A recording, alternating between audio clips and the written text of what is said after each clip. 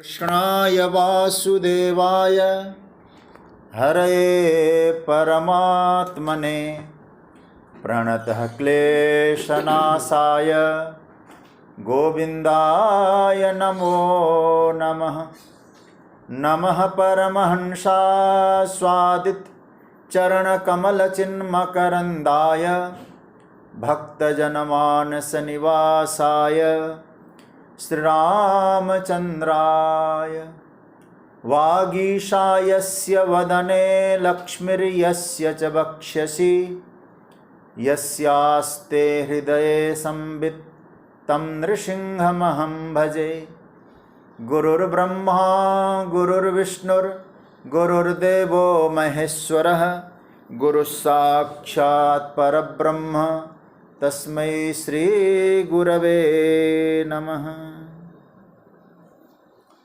भगवत चरण कमलानुरागी सभी आत्मीय प्रिय प्रभु प्रेमीजन, गाजियाबाद से मेरे पितृतुल्य पूज्य पांडे जी, स्वाध्याय परिवार के सभी मार्गदर्शक, विज्ञान के माध्यम से भगवत चिंतन में जुड़े हुए सभी महानुभाव स्नेही जनों को मैं प्रणाम करता हूँ, वंदन करता हूँ और सभी का अभिनंदन करता हूँ। आइए, जो परिपाटी चली है उसके अनुसार हम लोग पहले इस 15वें अध्याय का पाठ करते हैं। जिस अध्याय का चिंतन चल रहा है उस अध्याय का पाठ करके हम लोग फिर चर्चा को आगे बढ़ाएंगे। आइए मस्ती के साथ 15वां अध्याय का पाठ करें। ओम श्री परमात्मने नमः।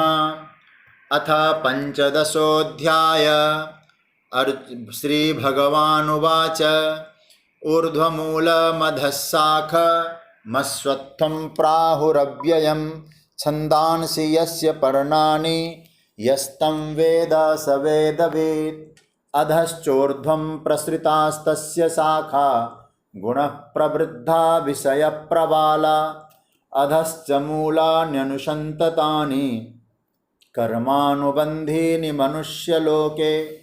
न रूपमस्येह तथोपलभ्यते नान्तो न चादिर्न च सम्प्रतिष्ठा। अश्वत्थमेनं सुविरूढमूलमसङ्गशस्त्रेण दृढेन छित्त्वा ततः पदं तत्परिमार्गितव्यं यस्मिन् गता न निवर्तन्ति भूयः। तमेव चाद्यं पुरुषं प्रपद्ये यतः प्रवृत्ति प्रसृता पुराणी। निर्मानमोहाजितसङ्गदोषा अध्यात्मनित्या विनिवृत्तकामा। द्वन्द्वैर्विमुक्ता सुखदुःखसंज्ञैर्गच्छन्त्यमूढा पदमव्ययं तत्। न तद्भासयते सूर्यो न शशाङ्को न पावक। यद्गत्वा न निवर्तन्ते तद्धाम परमं मम। ममैवांशो जीवलोके जीवभूतः सनातनः।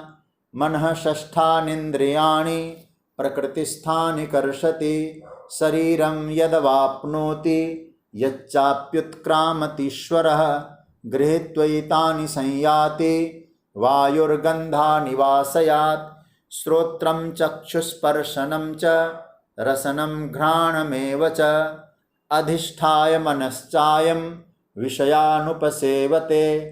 उत्क्रामन्तं स्थितं वापि भुञ्जानं वा गुणान्वितं।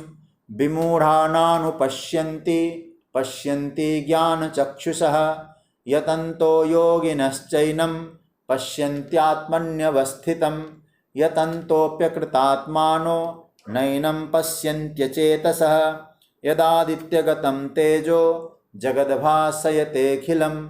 यच्चन्द्रमसि यच्चाग्नौ तत्तेजो विद्धि मामकं। गामाविश्य च भूतानि धारयाम्याहमोजसा। पुष्णामि चौषधी सर्वा सोमो भूत्वा रसात्मकः। अहं वैश्वानरो भूत्वा प्राणिनां देहमाश्रितः। प्राणापानसमायुक्तः पचाम्यन्नं चतुर्विधं।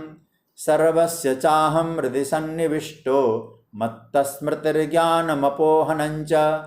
वेदैश्च सर्वैरहमेव वेद्यो वेदान्तकृत वेदविदेव चाहं द्वाविमो पुरुषो लोके क्षरश्चाक्षर एव च क्षरः सर्वाणि भूतानि कूटस्थोऽक्षर उच्यते उत्तमः पुरुषस्त्वन्य परमात्मेत्युदाहृत यो लोकत्रयमाविश्य बिभर्त्यव्यय ईश्वरः यस्माक्षरमतीतोह मक्षरादपि चोत्तम अतोऽस्मि लोके वेदे च प्रथितः पुरुषोत्तमः यो मामेवमसम्मूढो जानाति पुरुषोत्तमं स सर्वविद् भजति मां सर्वभावेन भारत इति गुह्यतमं शास्त्रमिदमुक्तं मया नघ एतद्बुद्ध्वा बुद्धिमान् स्यात् कृतकृत्यश्च भारत।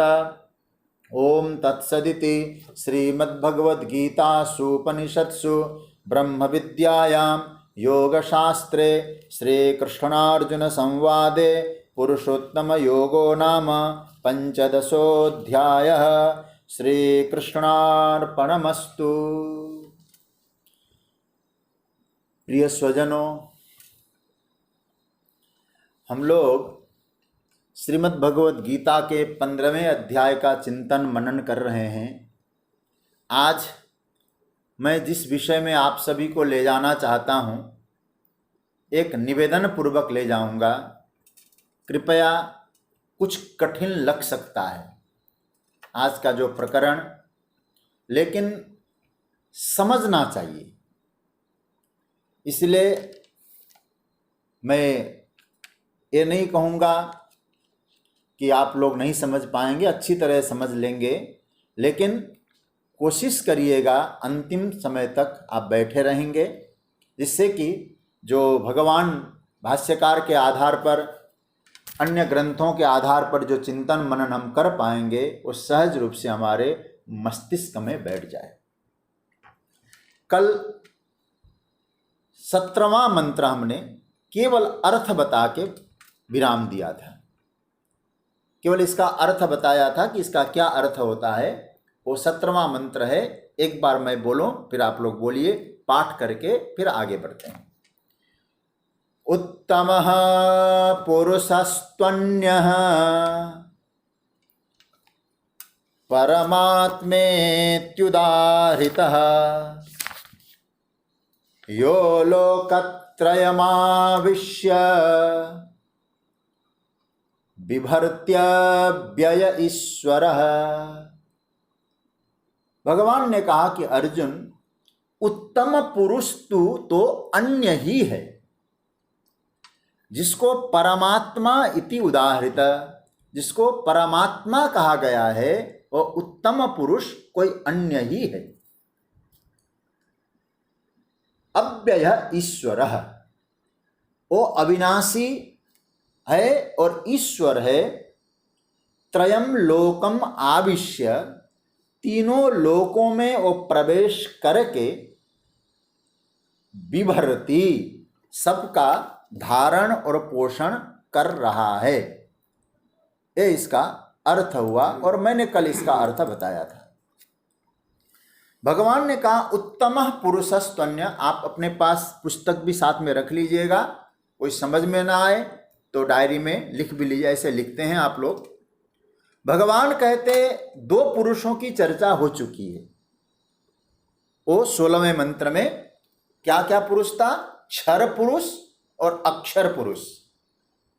क्षरः सर्वाणि भूतानि कूटस्थो क्षर उच्यते। इसकी हमने कल डिटेल्स में व्याख्या देखी। अक्षर के 3 अर्थ बताए, आत्मा के रूप में, जीव के रूप में और माया के रूप में।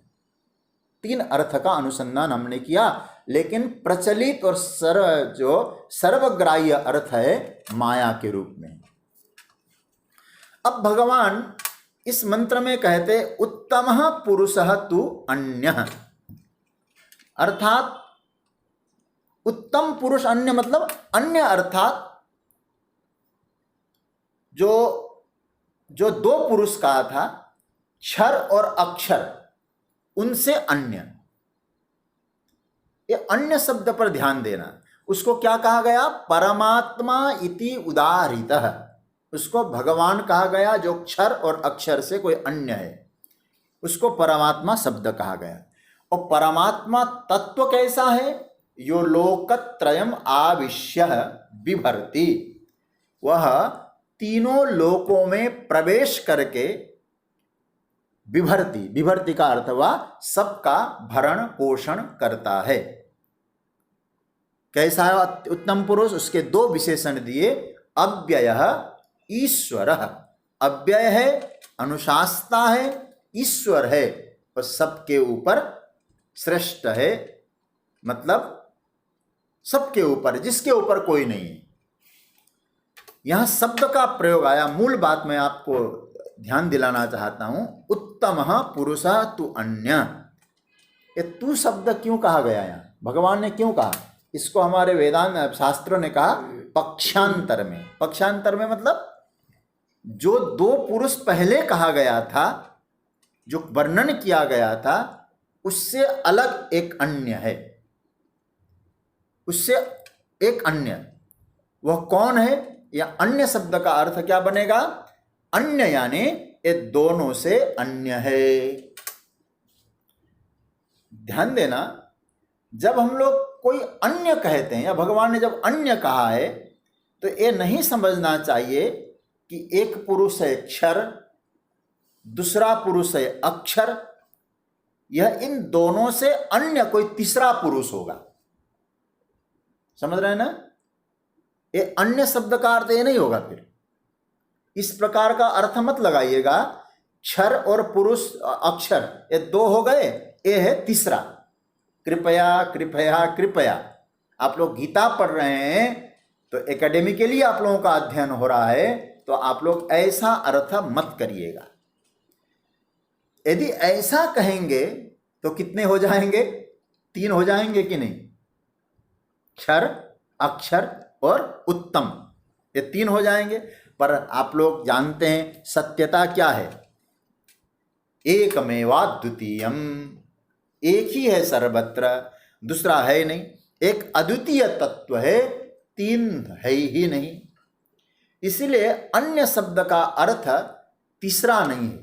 अब लिख लीजिए, आप लोग लिखना चाहें तो, यहाँ उत्तम पुरुषः तु अन्य, ये उत्तम पुरुष है अर्जुन, ये विलक्षण है। किससे विलक्षण है? ये दोनों से विलक्षण है, वो उत्तम पुरुष है। यहाँ अन्य मतलब तीसरा नहीं है, इन दोनों से विलक्षण होने के कारण वो उत्तम है।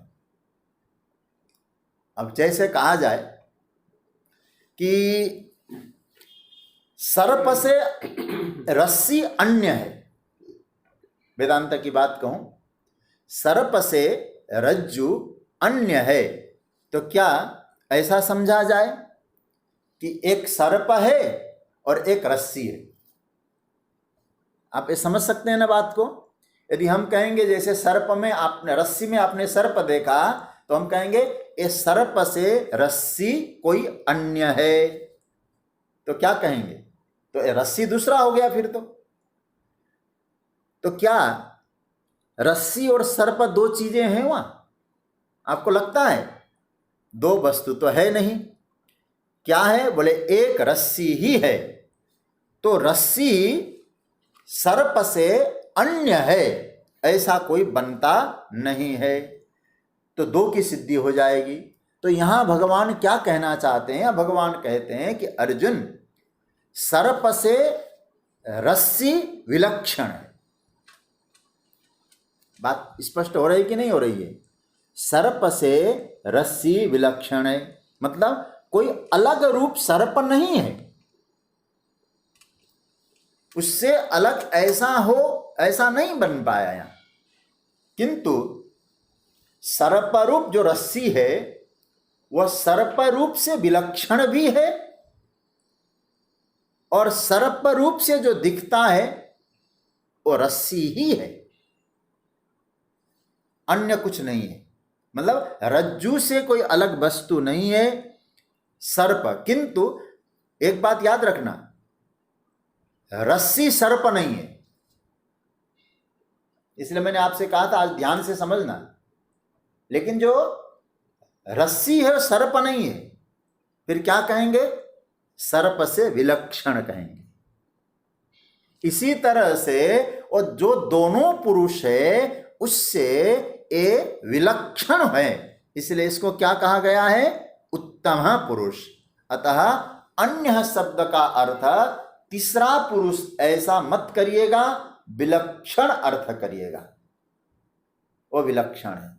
उत्तम पुरुषस्त्वन्यः, भगवान कहते हैं अच्छा भाई चलो ठीक है प्रभु, हम मान लेते हैं आपकी बात। आपने कहा उत्तम पुरुष कोई अन्य है, चलो हम मान लेते हैं, लेकिन आप ये तो बताइए अन्य शब्द का अर्थ यदि आप विलक्षण कर रहे हैं तो विलक्षण किसको लेकर मान रहे हैं आप उसको? उत्तम पुरुष को। किसके कारण उसको विलक्षण मान रहे हैं? थोड़ा सा विचार करिएगा। क्षर पुरुष जो बताया गया वो क्या बताया गया? क्षर का मतलब क्षरः सर्वाणि भूतानि, ये हम लोग पढ़ चुके हैं इसको। तो मतलब क्षर कैसा है? बोले जगत। और कैसा है? बोले इंद्रियों से आप उसको पकड़ सकते हैं। तो क्या होगा?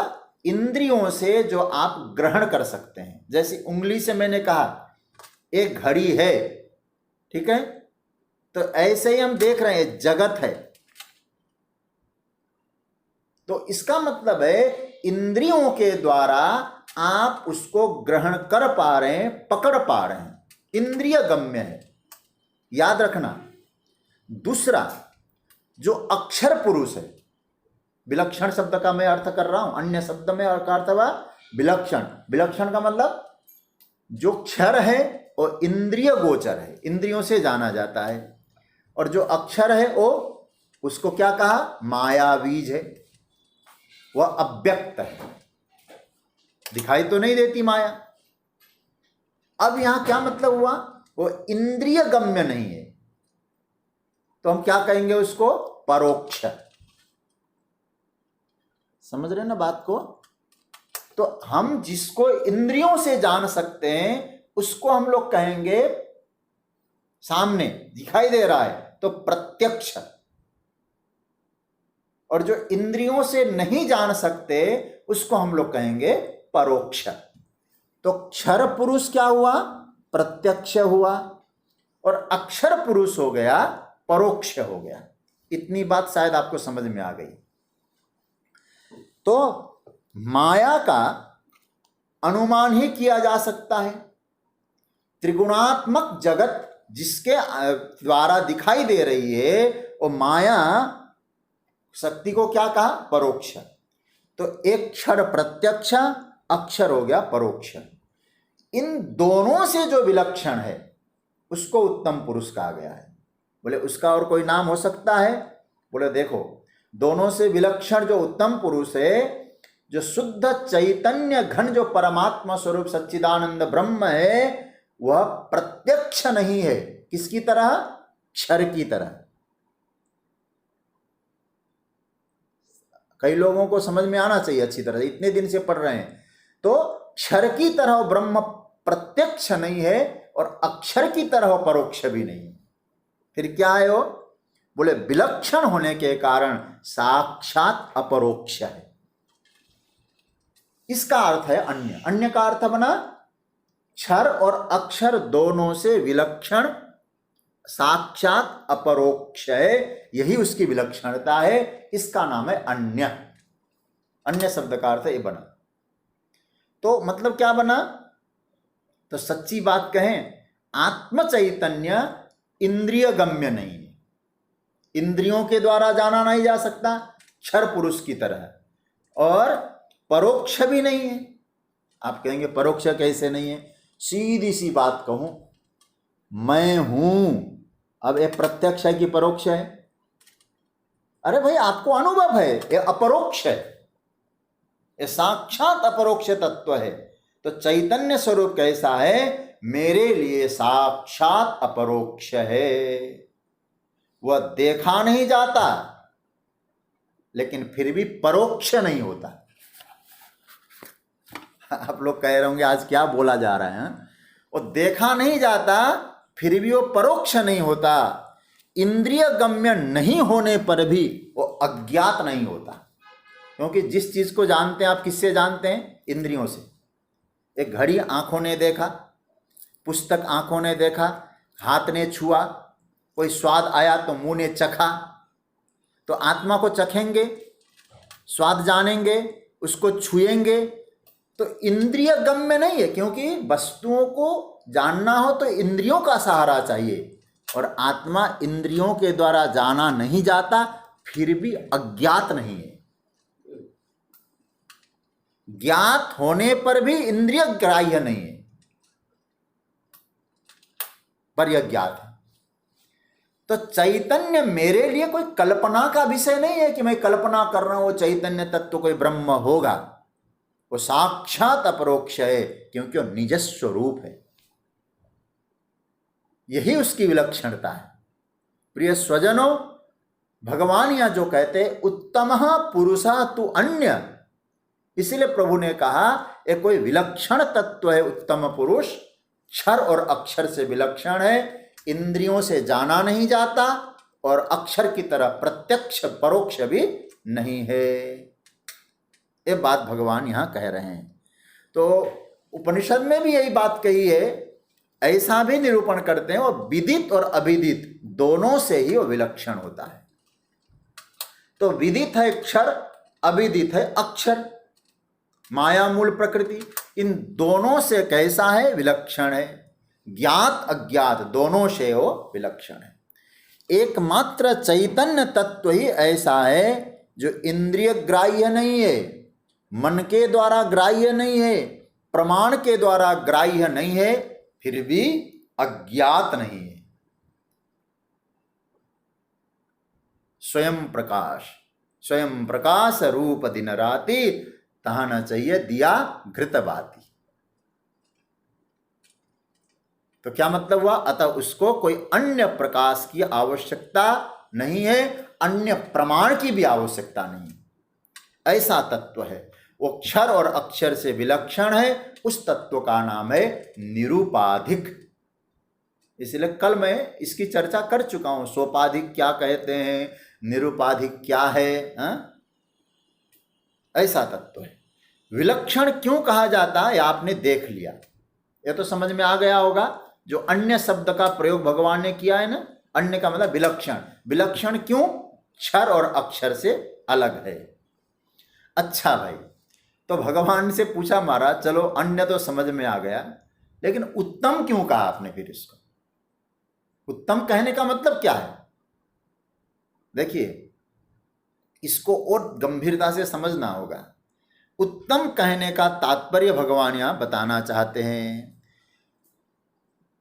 इसमें उत्तमता किसको लेकर है? तो सबसे पहले देखें, इसकी उत्तम भगवान ने इसीलिए कहा, उत्तमता इसीलिए कहा कि उसके बिना न क्षर की सिद्धि होगी न अक्षर की सिद्धि होगी। समझ रहे हैं ना? बिना चैतन्य के कुछ सिद्ध होने वाला नहीं है, इसलिए उत्तम पहला कारण। क्षर पुरुष और अक्षर पुरुष की सिद्धि उसकी निरूपाधिक सत्ता के बिना संभव नहीं है। तो मतलब क्या हुआ? उस निरूपाधिक सत्ता से ही सब सत्तावान हो रहे हैं, इसलिए वो उत्तम कहा गया है। दूसरी बात, क्षर और अक्षर ये दोनों ही पराधीन है। समझ रहे हैं ना? ये दोनों ही पराधीन है, और आपका निज स्वरूप वो स्वाधीन है। अब पराधीन मान लो, बात और है, हम लोग तो वस्तुओं के कारण पराधीन अपने आप को बनाते जा रहे हैं, नहीं तो आप स्वाधीन हैं। आज कोई चीज आपके पास न हो, कोई चीज आपके पास है और कल वो चली जाए तो हम उस वस्तु के अधीन हो जाते हैं। तो जगत में क्षर भी पराधीन है और अक्षर भी पराधीन है। जो उससे स्वाधीन होता है ना, उसको उत्तम कहा जाता है। मतलब दोनों से स्वाधीन। तो निरूपाधिक चैतन्य जिसके द्वारा क्षर और अक्षर दोनों तरह की सिद्धि होती है, उसकी स्वयं सिद्धि है, स्वतंत्र सिद्धि है, अतः वह तत्व कैसा है? उत्तम है। पहला सूत्र उत्तमता की। दूसरी बात, उसको भगवान उत्तम क्यों कह रहे हैं भाई? कोई कारण और भी होगा। तो हमारे आचार्यों ने कहा उस आत्म चैतन्य की असंगता को लेकर उसको उत्तम कहा गया है। असंगोयम पुरुषः, वो पुरुष कैसा है? असंग है, मतलब सभी का आश्रय है, सभी उपाधियों का आश्रय है, अधिष्ठान है, लेकिन अधिष्ठान होने के बावजूद भी लेश नहीं है, उसमें किसी प्रकार का लेप नहीं है। देखिए, कोई चीज कहीं रख दीजिए ना, और जहां रखी गई हो उसको भी बाद में वो चीज हटाने के बाद सफाई करनी पड़ती है, लेकिन संपूर्ण धरातल, संपूर्ण ब्रह्म जगत, माया जगत सब उस परमात्मा में है, लेकिन किसी के प्रति उसका संग नहीं है। वो परब्रह्म सदा असंग रहता है। तो सब कुछ उसी में है, उसी अधिष्ठान के कारण सब कुछ है, उसी में होता है। फिर वो किसी स्वरूप, किसी से उसकी संगता नहीं है, इसलिए असंग होने के कारण वो उत्तम है। उसकी उत्तमता असंगता के कारण है। तो पहला जो सूत्र दिया क्या? बोले उसकी सत्ता से ही, उसके बिना अक्षर और क्षर की सिद्धि नहीं होती। दूसरा ये बताया गया कि उस लेश मात्र भी उसमें संग नहीं है, और सदा असंग है। तीसरी बात उत्तमता के लिए बता रहे थे। उत्तमता का तृतीय जो कारण है, मतलब इसी ब्रह्म के ज्ञान से संसार का मोक्ष होता है। मैं एक बार पहले स्पष्ट कर दूं, यहां मोक्ष शब्द का अर्थ मरना नहीं है, कहीं आप लोग गलत अर्थ मत लगा लेना। परमात्मा तत्व ब्रह्म चैतन्य, उसके ज्ञान के बिना मोक्ष नहीं है, मुक्ति नहीं है। तो अब ध्यान देना इसको, क्षर पुरुष और अक्षर पुरुष, उन दोनों का जितना आश्रय लिया जाता है उतना व्यक्ति फंसता जाता है, उतना ही वो फंसेगा। मुक्ति का तो सवाल ही नहीं वहां। और उत्तम पुरुष का जितना आश्रय लिया जाए, उसका जितना चिंतन किया जाए, वो साधक को मुक्ति का अनुभव होगा। इसी के कारण परमात्मा तत्व उत्तम है। यह स्वाधीन है, निरपेक्ष है, सुख प्रदान करने वाला है। उसके अतिरिक्त जो कुछ है वो पराधीन है। और आप सब जानते हैं, पराधीन सपने हो सुख नाई। पराधीन हैं तो आपको सुख भी नहीं है। तो क्या अर्थ बना? उसका अर्थ बना जिसके पीछे दुख है वो क्षर है, और यहां भगवान कहते हैं स्वाधीन सुख जिसके जीवन में है वो उत्तम है। ऐसा उत्तम पुरुष, इसको जान लिया। किसके रूप में जान लिया भाई? किसके रूप में जान लिया आपने? बिहारी जी के रूप में जाना कि राघवेंद्र सरकार के रूप में जाना, लल्लू पंजू खंजू के रूप में जाना, छगनलाल मगनलाल के रूप में जाना? किस रूप में जाना? बुरा मत माना, गीता का यह सूत्र है, अहम रूप से जाना। क्योंकि अहम की उपासना मैंने कल शायद कही थी ना आपसे। तो आपने उसको अहम के रूप में जाना तो दुखों का निवारण हो जाता है। क्षर पुरुष का आश्रय लिया, दुख को आमंत्रण किया। अक्षर पुरुष का आश्रय लिया, दुख को आमंत्रण किया। ये दुख है। अच्छा, जीव को दुख क्या क्या मिलता है भाई? क्या क्या दुख मिला अक्षर के आश्रय से? पहला, जन्म मरण, कर्म पाप पुण्य, कर्तृत्व भोक्तृत्व, इन सब को लेकर। ये सब कहाँ है भाई? ये सब कहाँ है? ये सब अनात्मा में है। आत्मा में नहीं ये सब। तो क्षर पुरुष के कारण ही सब है। देह के साथ पॉइंट नोट कर लीजिएगा आप लोग, क्या ध्यान देना, ए पॉइंट। देह के साथ यदि आपका तादात्म्य है तो वहां आप में क्या आएगा, पापी और पुण्यात्मा बनेगा। फिर देह के साथ जितनी तादात्म्य है फिर आप कहेंगे पापी हूं मैं, पुण्यात्मा हूं। कर्मेंद्रियों के साथ आपका तादात्म्य होगा तो कर्तृत्व आएगा। कर्तापन कब आता है, जब आपका कर्मेंद्रियों के साथ लगाव होता है। देह के साथ लगाव हुआ तो पाप और पुण्य, कर्मेंद्रियों के साथ लगाव हुआ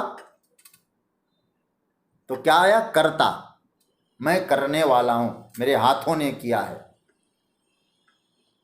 और यदि ज्ञानेंद्रियों के साथ तादात्म्य हुआ तो भोक्ता, मैं भोगने वाला हूं, सुख दुख का भोक्ता मैं हूं। अतः न जहां पाप पुण्य है, न कर्तृत्व है, न भोक्तृत्व है, तो हमारे आचार्यों ने क्या कहा, न देह है, न कर्मेंद्रिय है, न ज्ञानेंद्रिय है, इनसे जो विलक्षण है वो आत्मस्वरूप जो है उसी से संसार से दुखों की निवृत्ति होती है, इसीलिए उसमें उत्तमता सिद्ध होती है। इसलिए ठाकुर जी कहते उत्तम पुरुषस्त्वन्यः, ठीक है, उसको उत्तम कहा गया है। हे अर्जुन, अब ध्यान दो, ये तो बात ऊपर की बात आपने समझ ली होगी, क्या क्या बात आई, उत्तमः पुरुषः तु अन्यः, ये तो स्पष्ट हो गया। अब आइए आगे, परमात्मा इति उदाहृतः, ये भी पंक्ति देख लीजिएगा, बड़ी प्यारी पंक्ति है। उसको भगवान कहा गया, परमात्मा कहा गया, जो दुखों की निवृत्ति करता है, क्षर और अक्षर से विलक्षण है, उसको एक नाम दिया है परमात्मा। अब आप लोग परमात्मा को क्या रूप में लेंगे भाई? यदि हमारे ठाकुर जी बंसी बजा के आ जाएं तो हमारे परमात्मा है, यदि बंसी छूट जाए हमारे ठाकुर जी के, शंख बजाने लगे तो कहा कि हमारे परमात्मा। कई लोग इतने आग्रही होते हैं, कई ऐसे संप्रदाय मैंने सुना है, बोले छोटे से बालक ही हमारे गोविंद है, द्वारिका में जाने के बाद वो तो हमारे भगवान नहीं है। तो ऐसे भी संप्रदाय छोटे बाल रूप को ही पूछते हैं। चलिए, उनकी भावना है, लेकिन श्रीमद् भगवद गीता का को समझना होगा आपको, परमात्मा किसको कहा गया है। परमात्मा इति उदाहरतः, भगवान कहते उसी उत्तम पुरुष को परमात्मा कहा जाता है। अच्छा महाराज, परमात्मा, परम आत्मा, दो आत्मा है भाई, एक अपर आत्मा है और दूसरा है परमात्मा। अपर आत्मा और परम आत्मा, जैसे देखो अपरात्मा क्या है, अपरात्मा किसको कहेंगे भाई? मैं अपरात्मा कह रहा हूं, परमात्मा नहीं कह रहा हूं। अपरात्मा आप कहेंगे जो आत्मा नहीं है उसको आत्मा समझ लेना, यही अपरात्मा है, ठीक है। शरीर, इंद्रिय, मन, प्राण, ये सब क्या है? ये अपर आत्मा है। वस्तुतः ये सब अनात्मा ही है। उसको आत्मस्वरूप है ऐसा मान लेना, ये अपरात्मा है। तो भगवान कहते हैं असली जो आत्मस्वरूप है, जो अपना आपा है, वही परमात्मा है। तो भगवान यहाँ क्या कहते हैं? उसका नाम क्या है? परमात्मा इति उदाहृतः, उसको कहते हैं भगवान, परमात्मा। देखो, परमात्मा शब्द दो चीजों को मिलकर हुआ है ना, परम और आत्मा। आत्मा शब्द और परम शब्द है, दोनों को आप अलग अलग रूप में देखेंगे ना तो आपको बहुत अच्छा अर्थ नजर आएगा। भगवान ने क्या कहा? परम आत्मा। परमात्मा में जैसे आत्मा शब्द क्यों कहा गया? जीव से अभेद संबंध बताने के लिए ये आत्मा शब्द है। इसको लिख लीजिएगा। परमात्मा में जो आत्मा शब्द का प्रयोग हुआ है, जीवात्मा से हम सब से एक अभिन्नता बताने के लिए, अभेद बताने के लिए। और परम शब्द इसलिए कहा गया, सभी उपाधियों का अधिष्ठान है, इस बात को बताने के लिए। उपाधियों का अधिष्ठान, इसकी व्याख्या करने की जरूरत नहीं पड़ेगी। सारी वस्तुओं का आश्रय स्थल है और हमसे उसका कोई भेद नहीं है। ये दो बात है। आत्मा शब्द का अर्थ क्या हुआ? हमसे अभिन्न है। और परम शब्द का अर्थ है हमारा आश्रयदाता है। ये दो शब्द समझ लीजिएगा, भविष्य में भी काम आएगा। तो अब ध्यान देना, आत्मा शब्द से क्या अर्थ निकला? फिर आत्मा शब्द से अर्थ निकला चैतन्य की अभिन्नता ये जीव से सिद्ध हो गई। और परम शब्द का अर्थ निकला उसकी व्यापकता बन गई। दो बातें हो गई। परम का मतलब अधिष्ठान, अधिष्ठान मतलब व्यापक। परम शब्द से व्यापकता और आत्मा शब्द से अभिन्नता। भविष्य में भी कोई परमात्मा कहे तो ये तुरंत ध्यान में चला जाए, आत्मा मतलब हमारा भगवान से अभिन्न संबंध है। परम वो व्यापक है, अधिष्ठान व्यापक होता है। तो व्यापकता और अभिन्नता बताने के लिए यहां भगवान कहते, उसको कहते परमात्मा। अभिन्नता और व्यापकता उस परमात्मा में समाया है। तो परमात्मा इति उदाहृतः। ठीक है, अच्छा भाई, यहां तक समझ में आया। उत्तमः पुरुषस्त्वन्य परमात्मा इति उदाहृतः। अब नीचे की पंक्ति पकड़ लीजिए। यो लोकत्रयम् आविश्य, कहते हैं जो तीनों लोकों में व्याप्त है, वो करता क्या है? तीनों लोकों को विभरती। विभरती का मतलब उसका पोषण करने वाला है। तीनों लोकों का भरण पोषण करता है भगवान। वह तो है, उसको है विभरती, भरण पोषण करता है कैसा? ईश्वरः अव्यय।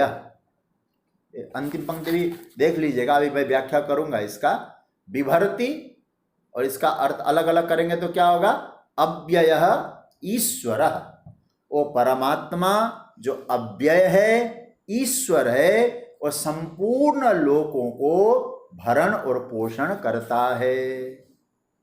तीनों लोकों में व्याप्त होकर उसमें प्रवेश होकर किस प्रकार का भरण पोषण करता है, उसके लिए थोड़ा भाष्य को देखना पड़ेगा। हमारे आदरणीय श्री कमल पोद्दार जी इतना सहूलियत कर देते हैं, भाष्य भी आपको मिल जाता है स्वाध्याय परिवार में। देखिए क्या लिखते भगवान भाष्यकार, बहुत प्यारा सूत्र दिया है। कहते हैं कि भगवान वहाँ चैतन्य बल शक्त्या आविश्य प्रविश्य बिभर्ति स्वरूप सद्भाव मात्रेण बिभर्ति धारयति। क्या बढ़िया सूत्र दिया है। कहते वही चैतन्य स्वरूप से सब में प्रविष्ट है, सबका पोषण करना इसका तात्पर्य है। मतलब स्वरूप सद्भाव मात्रेण। स्वरूप सद्भाव मात्रेण का अर्थ क्या है? उसका होना ही स्वरूप सद्भाव है, उसका होना ही पोषण है, उसके होने से ही बाकी सब कुछ होना संभव हो जाता है। इसलिए खुद सत्तावान है, दूसरे को भी सत्ता प्रदान करता है। कैसे करता है? उपस्थिति मात्रेण। इस प्रकार लोकत्रयमाविश्य। देखो भाई, जैसे बिजली है ना, बिजली की उपस्थिति से ही तो सब कुछ हो रहा है। अब आप अलग बात है कि वहां कौन सा बल्ब लगाया आपने, तो बल्ब तो बिजली नहीं लगाती, सत्ता तो बिजली की है। तो बिजली की उपस्थिति से ही प्रकाश हो रहा है। यदि बल्ब भी लगाओ, बिजली की उपस्थिति ना हो तो इसका अर्थ ये हुआ उसका होना ही भरण पोषण है। अच्छा भाई, सर्प का भरण पोषण किसने किया? देखा जाए तो रस्सी ने ही तो किया। रस्सी न है, नहीं है, तो सर्प कैसा है भाई वहां? ये तो वेदांत के अनुसार अर्थ कर रहा हूं आपको। अब थोड़ा सा भक्ति के अनुसार एक छोटा सा अर्थ आपके सामने रखूं। क्या अर्थ है? भक्ति की दृष्टि से यदि देखें, भगवान यह कहते हैं कि परमात्मा जो ईश्वर है, अव्यय है, वो भरण पोषण करता है। किसका? बोले जगत का। जैसे उदाहरण के तौर पे, जैसे माता पिता बालक का भरण पोषण करते हैं, पर बालक को बोध नहीं है, छोटा बालक को, कि मेरा पालन पोषण कौन कर रहा है, कैसे कर रहा है और क्यों कर रहा है। छोटे बालक को कोई बोध नहीं है, ठीक है ना। इसी प्रकार परमात्मा सभी प्राणियों का भरण करता है, पोषण करता है, पर अज्ञान, बाल्यावस्था अज्ञान अवस्था भी माना गया है, पर अज्ञानियों को इस बात का पता नहीं चलता कि मेरा भरण पोषण कौन करता है। एक रामचरितमानस में बहुत प्यारी पंक्ति आई। भगवान कहते जैसे बालक की रक्षा भरण पोषण माता करती है, मेरे जो भक्त हैं ना बालक हैं, करहूं सदा तिनकी रखवारी, जिमि बालक राख ही महतारी। मतलब कैसे भरण पोषण करते हैं आप? तो सभी का भरण पोषण परमात्मा करते हैं, लेकिन अज्ञानियों को बोध नहीं होता, शरणागतों को बोध होता है। जो शरणागत है वो समझता है मेरे परमात्मा ही सबका भरण कर रहे हैं। कैसे करते हैं? अच्छा, भगवान के द्वारा जो रचित सृष्टि है ना, इस रचित सृष्टि में सूर्य सबको प्रकाश देता है, तो सूर्य ने भरण पोषण किया कि नहीं किया? पृथ्वी सबको समान रूप से धारण करती है। ये थोड़ी कहती है तुम पापी हो, मेरे ऊपर मत बैठो। यहां तो रावण भी था, राम भी थे। तो वैश्वानर बन के भगवान ने, वो तो हम लोग पढ़ चुके हैं उसको, वैश्वानर बन के चाहे भक्त हो चाहे पापी हो, सबके भीतर अन्न को पचा रहे हैं ठाकुर जी। चंद्रमा बन के सबको आह्लाद दे रहे हैं, जल बन के सबकी प्यास बुझा रहे हैं। तो भगवान कहते हैं सब क्या है? मेरी विभूतियां हैं, तो मेरी विभूति से सब कुछ हो रहा है, लेकिन तुम उसको क्या समझो? अविनाशी समझो। विभर्ति अव्यय ईश्वर, वो ईश्वर रूप है। तो भक्ति की दृष्टि से तो हम लोग जो शंकराचार्य भगवान के द्वारा जो देख रहे थे, और जो भाष्य में और महापुरुषों ने यहाँ जो चिंतन किया, उसके आधार पे कह रहे थे कि जो भगवान यहाँ जो निरूपण कर रहे हैं, किसका? उत्तम पुरुष का। उत्तम पुरुष है तो अन्य, और निरूपाधिक स्वरूप है, उसके विषय में 6 लक्षण बताए गए। कृपया इसको नोट कर लीजिए। 6 लक्षण क्या क्या है? मैं दोनों का बताऊंगा, सोपाधिक के भी 6 लक्षण बताऊंगा, निरूपाधिक के भी 6 लक्षण बताऊंगा। निरूपाधिक का 6 लक्षण कौन कौन से? पहला, वह क्षर और अक्षर दोनों से विलक्षण है। लिख लिया आपने? पहला सूत्र, क्षर से और अक्षर से विलक्षण है, पहला लक्षण है। दूसरा, वह देह में होने के बावजूद भी सदा असंग है। मैंने कहा था ना थोड़ी देर पहले, निरूपाधिक का असंग है। तीसरी बात, तीनों लोकों में व्याप्त है, मतलब सर्वव्यापक है। चौथी बात, अव्यय है और अविनाशी है। पांचवी बात, सबका भरण पोषण करने वाला है। और छठी बात, वो ईश्वर है, मतलब स्वाधीन है। रिपीट करने की शायद जरूरत नहीं पड़ेगी, आप लोगों ने समझ लिया। तो ये निरूपाधिक परमात्मा तत्व है, ये लक्षण बताए गए। लेकिन जो सोपाधिक है, सोपाधिक का मतलब नाम, रूप, लीला, धाम जो धारण करके परमात्मा आते हैं, वो माया विशिष्ट परमात्मा, वो सोपाधिक ब्रह्म है। एक निरुपाधिक हो गया, एक सोपाधिक हो गया। और सोपाधिक के भी 6 लक्षण है। हमारे कन्हैया के 6 लक्षण है, हालांकि सारे लक्षण उसी से निकले हैं। तो 6 कौन कौन से हैं? तो कहते हैं 6 भग है उनमें। भग 6 प्रकार के भग है, इसलिए उनको भगवान कहा जाता है। 6 लक्षण आप सभी जानते भी होंगे शायद इन बातों को, कौन कौन से उसको कहते हैं भगवान। तो अब 6 लक्षण सोपाधिक के पकड़ लो। ऐश्वर्यस्य समग्रस्य धर्मस्य यशस्त्रियः वैराग्यश्चाथ ज्ञानश्च शरणाम भग इतीरणा। 6 भग है। किसके हैं? सोपाधिक। निरुपाधिक के तो आप समझ लिए, क्षर अक्षर से विलक्षण है, सर्वव्यापक है सब। अब आइए हमारे जो सोपाधिक ब्रह्म है, सोपाधिक का सीधा सा अर्थ है सगुण ब्रह्म, निरुपाधिक का अर्थ है निर्गुण ब्रह्म। ठीक है। अब सोपाधिक के कितने लक्षण है? बोले 6। वो भी बता दो सरकार। तो भगवान ने बताया है। क्या क्या है देखो। पहला आप लोग नोट कर लें, अच्छा रहेगा, समग्र ऐश्वर्य। दूसरा समग्र धर्म, समग्र सब कुछ, सारा गुच्छे में ले लिया ठाकुर जी ने। समग्र ऐश्वर्य, समग्र धर्म, समग्र यश, समग्र श्री, श्री मतलब संपत्ति, संपत्ति सब रघुपति कही आई, समग्र श्री, समग्र वैराग्य, समग्र जो है पूर्ण वैराग्य और पूर्ण ज्ञान। मैं रिपीट कर दूं, समग्र ऐश्वर्य, समग्र धर्म, समग्र यश, समग्र संपत्ति, समग्र वैराग्य और पूर्ण ज्ञान। ये किसके हैं? हमारे सोपाधिक ब्रह्म के। ये जिसमें है उसको कहते भगवान, इसका नाम है भगवान। तो हम लोगों ने जो चर्चा की निरुपाधिक स्वरूप, उसके 6 लक्षण और सोपाधिक के 6 लक्षण। अच्छा, तो महाराज निरुपाधिक के जो 6 लक्षण है वो कैसे लक्षण है? बोले उनका नाम होगा स्वरूप लक्षण, स्वरूप भूत है।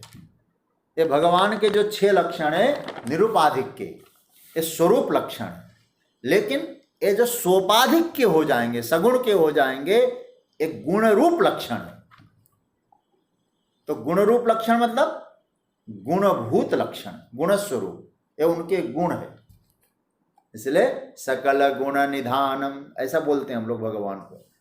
तो कहने का अर्थ है जब वो निरुपाधिक ब्रह्म उपाधि धारण करता है, उपाधि धारण करता है मतलब हमारे राम बन के आते हैं, कृष्ण बन के आते हैं, तब इनमें उस परब्रह्म परमात्मा में ये 6 गुण होते हैं।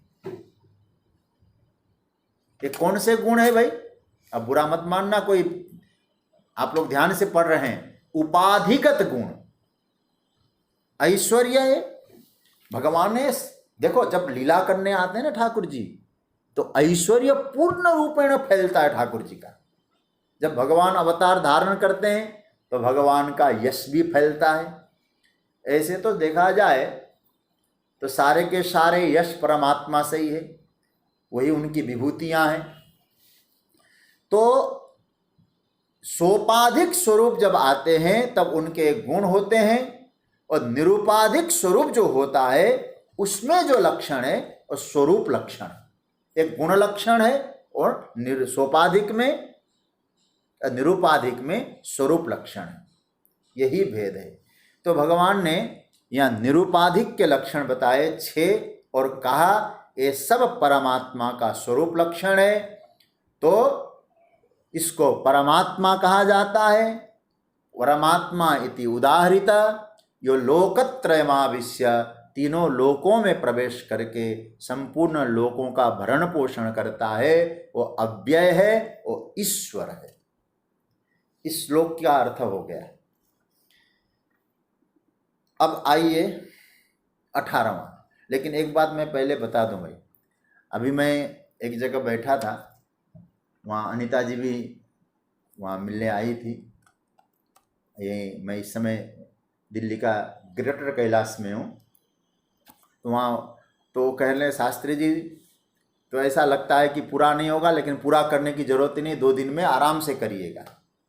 तो अब कल तक कथा है, उसके बाद तो फिर मैं अपनी कथा में भी रहूँगा, कुछ दिन अवकाश रहेगा, लेकिन अब पूरा नहीं हो पाएगा तो हरी इच्छा, अब क्या करें, तो फिर पूरा कर लेंगे बाद में इस अध्याय को।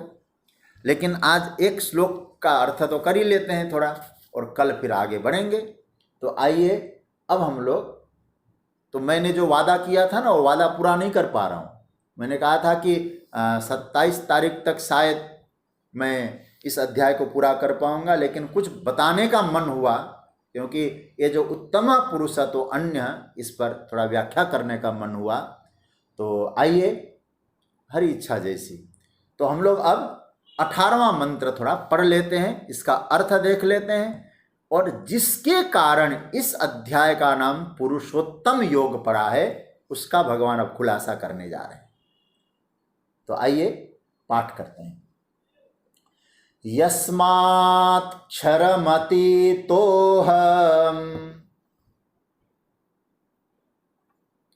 अक्षरात् अपि चोत्तमः अतोऽस्मि लोके वेदे च प्रथितः पुरुषोत्तमः। भगवान अपना नाम पुरुषोत्तम दे रहे हैं। पुरुषोत्तम क्यों है, इसका भगवान ने खुलासा किया। तो जिसके नाम से अध्याय है, पहले इसका अन्वय देख लीजिएगा। यस्मात् अहम क्षरम अतीतः, क्या लिखा है प्रभु ने? यस्मात् क्षरम अतीतः, क्षरम अतीतः अक्षरात् अपि उत्तमः अतः लोके च वेदे पुरुषोत्तम प्रथितः अस्मि। रिपीट कर दूं मैं, यस्मात् अहम क्षरम अतीतः च अक्षरात् अपि उत्तमः अतः लोके च वेदे पुरुषोत्तम इति प्रथितः। इसका अर्थ देख लीजिएगा। यस्मात् अहम क्षरम अतीतः, अर्जुन, जबकि मैं क्षर से अतीत हूं। जो देखिए, क्षर और अक्षर की बात फिर भगवान यहां कर रहे हैं। क्षर से मैं अतीत हूं, च मतलब और, अक्षरात् अपि उत्तम, अक्षर से भी उत्तम हूं। अच्छा महाराज, इसीलिए लोके, अतः इसलिए लोके च वेदे, लोक में और वेदे वेदों में, वेद में, पुरुषोत्तम इति प्रथितः, पुरुषोत्तम के नाम से मैं प्रसिद्ध हूं। तो भगवान ने अपना नाम क्यों, क्या बताया? पुरुषोत्तम। क्यों पुरुषोत्तम है? क्षर से भी और अक्षर से भी मैं उत्तम हूं, क्षर से अतीत हूं, अक्षर से उत्तम हूं, इसलिए लोक और वेद में मुझे पुरुषोत्तम कहा जाता है। तो पुरुषोत्तम किसका नाम है? परमात्मा का नाम है भाई पुरुषोत्तम, और इस अध्याय का नाम भी पुरुषोत्तम योग। अब भगवान स्वयं इस बात को बता रहे हैं कि मेरा नाम पुरुषोत्तम किस प्रकार से पड़ा, क्यों मेरा नाम पुरुषोत्तम पड़ा। पहले तो यह समझना बहुत जरूरी है। अभी पहले बताया, इस श्लोक से पहले क्या श्लोक पढ़ा हमने? उत्तमः पुरुषः, केवल उतना ही पकड़ना, उत्तमः पुरुषः तो अन्य, उत्तमः पुरुषः। अच्छा, अभी क्या पढ़ा हमने? उत्तमः पुरुषः। इसको थोड़ा उल्टा कर दो जरा, क्या होगा? पहले बोलो पुरुष, फिर बोलो उत्तम। उत्तमः पुरुषः, पुरुषः उत्तमः। अब इन दोनों के बीच में संधि कर दो, क्या बनेगा? पुरुषोत्तमः। ठीक है, तो उत्तम पुरुष वही पुरुषोत्तम है,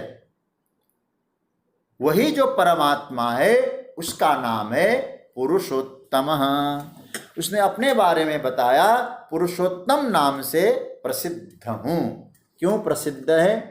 तो भगवान हमको संकेत कर रहे हैं, कल तुम केवल पुरुषोत्तम पर ही व्याख्या करो। तो पुरुषोत्तम योग भगवान जब कह रहे हैं अपना नाम, तो पुरुषोत्तम क्यों कहा गया ठाकुर जी को, मैं प्रयास करूंगा कल हम लोग पुरुषोत्तम पर ही थोड़ी चर्चा करेंगे। और कल शनिवार है,